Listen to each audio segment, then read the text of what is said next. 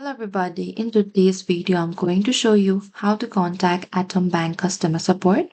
Firstly, you need to open any of the web browser. And in the top, there is address bar. You need to type down atombank.co.uk and enter it. And once inside this homepage of Atom Bank, you need to scroll all the way to the bottom.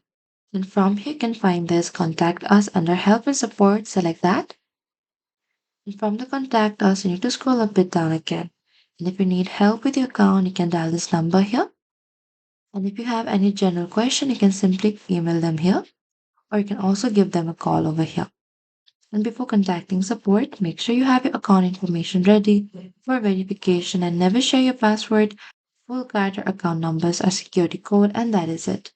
Thank you for watching this video. I hope this video was helpful. If you have any queries, please comment down below and we will reach out to you very soon.